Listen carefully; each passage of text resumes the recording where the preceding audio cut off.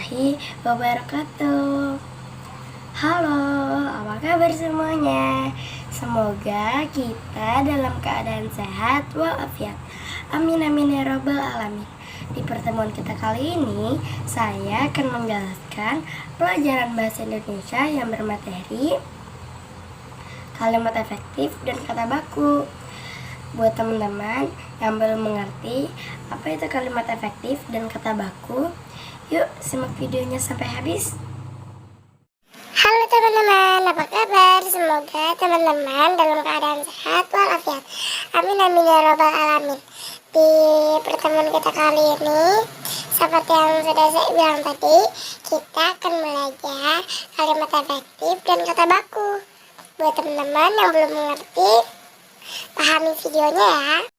Kalimat efektif adalah kalimat yang memiliki kemampuan untuk menimbulkan kembali gagasan pada pikiran pendengar dan pembaca seperti apa yang ada dalam pikiran pembicara atau penulis.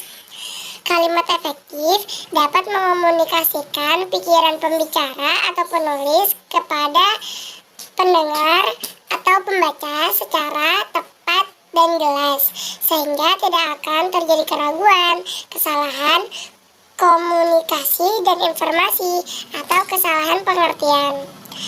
Ciri-ciri kalimat efektif: yang pertama, kesepadanan struktur; yang kedua, keparalelan; yang ketiga, ketegasan; yang keempat, kehematan; yang kelima, kecermatan; yang keenam, kepaduan; dan yang ketujuh, kelogiasan.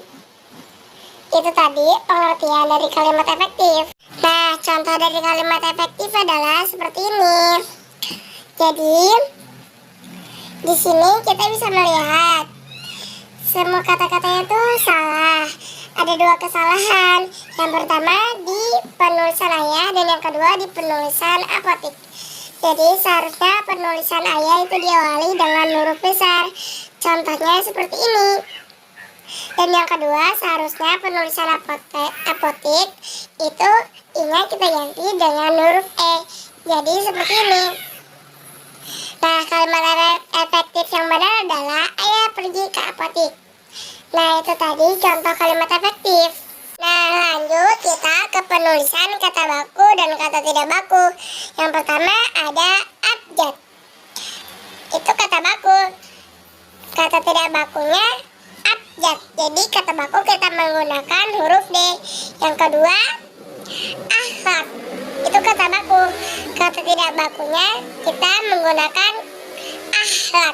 Jadi kata baku yang benar adalah akhlak menggunakan kat. Yang ketiga, aktif. Itu kata baku. Kata tidak baku aktif. Jadi kata baku kita menggunakan huruf V, bukan P. Yang keempat, aktivitas. Itu kata baku. Kata tidak bakunya aktivitas. Jadi kata baku kita menggunakan huruf V, bukan huruf P. Yang kelima, antre. Itu kata baku. Kata tidak bakunya antri. Jadi kata bakunya kita menggunakan huruf E, bukan huruf I. Nah, itu tadi contoh penulisan kata baku dan kata tidak baku. Itu tadi pembelajaran bahasa Indonesia. Lanjut kita ke pembelajaran IPS yang bermateri jumlah penduduk negara ASEAN yang berasal dari Indonesia, Malaysia, dan Singapura. Jadi itu negara ASEAN yang saya akan jelaskan jumlah penduduk negara ASEAN. Yuk simak videonya. Nah, jadi di sini di pembelajaran IPS saya akan menjelaskan jumlah penduduk, atau saya akan memberitahu jumlah penduduk negara ASEAN yang terdiri dari negara Indonesia, Malaysia, dan Singapura. Jadi saya akan menuliskan dari yang pertama, yaitu adalah Indonesia. Negara Indonesia penduduknya juga lumayan banyak loh, yang terdiri dari 267,7 juta jiwa. jumlah penduduk negara Indonesia. Lumayan banyak juga ya. Nah, lanjut ke negara Malaysia yang terdiri dari 32,365,999 jiwa. Lumayan banyak ya. Dan di negara Singapura ada 5,850,340 juta jiwa. Lumayan banyak juga ya. Dan itu adalah jumlah penduduk negara ASEAN yang dari Indonesia, Malaysia, dan Singapura. Itu tadi pembelajaran IPS. Lanjut kita ke pembelajaran matematika yang bermateri membandingkan jumlah penduduk negara ASEAN yang berasal dari Indonesia, Malaysia, dan Singapura. Yuk simak videonya. Nah, jadi di matematika ini kita akan membandingkan dari jumlah penduduk negara ASEAN tadi. Jadi sebelum kita membandingkan, kita catat dulu ya. Negara dari Indonesia yang berjumlah 267,7 juta jiwa. Nah, itu negara Indonesia. Negara Malaysia 32,365,999 jiwa. Itu negara Malaysia. Negara Singapura 5,850,342 jiwa. Itu jumlah penduduk dari negara Indonesia, Malaysia, dan Singapura. Nah, lanjut kita ke membandingkannya. Jadi kita bisa melihat di sini yang lebih banyak adalah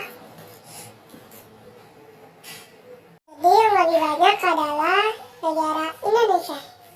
Nah, Indonesia terdiri dari 267,7 juta jiwa. Sedangkan Malaysia dan Singapura, Malaysia 32,365,999 jiwa, dan Singapura 5,850,45 jiwa. Nah, jadi itu negara paling banyak yang pertama. Lanjut kita membandingkan negara Malaysia dan Singapura. Siapa ya yang lebih banyak? Yang lebih banyak adalah negara Malaysia karena terdiri dari 32,365,999 jiwa. Dan sedangkan Singapura hanya memiliki 5,850,345 jiwa. Nah, jadi yang sudah kita lihat tadi, negara jumlah penduduknya yang paling banyak adalah Indonesia, Malaysia, lalu Singapura.